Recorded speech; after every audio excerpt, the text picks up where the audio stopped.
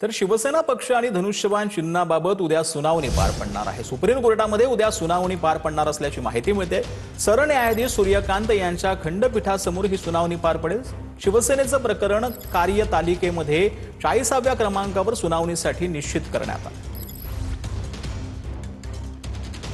सेना आमच्याकडेच आहे, परंतु जी चिन्हाविषयी सुनावणी चालू आहे मला असं वाटतं 3 वर्षाला झालेली आहे।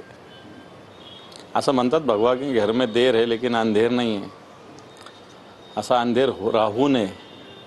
निवडणूक आयोग असेल किंवा सुप्रीम कोर्ट असेल यांनी न्याय द्यावा या हेतून शिवसेना सुप्रीम कोर्टापर्यंत लढते।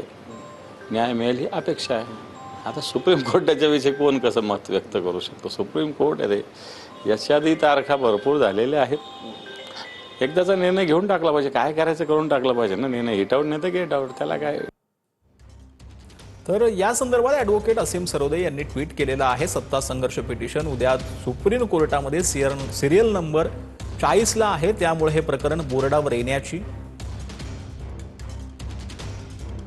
सुनावणी होण्याची शक्यता नाही। दरवेळी आणि वारंवार हेच असंच लिहिण्याचा सुद्धा आता कंटाळा आलेला आहे, असं असीम सरोदे यांनी म्हटलं। मूळ शिवसेना आणि उद्धव ठाकरे यांच्यावरील कायद्याचा प्रलंबित प्रक्रियेतून अन्याय होतोय, असं देखील असीम सरोदे यांनी म्हटलंय। असंविधानिकतेची सवय होते, लोकशाही प्रक्रिया गोठवली जाण्यात सगळे सहभागी असल्याचं शल्य प्रबळ होतंय, असं असीम सरोदे यांनी म्हटलेलं आहे।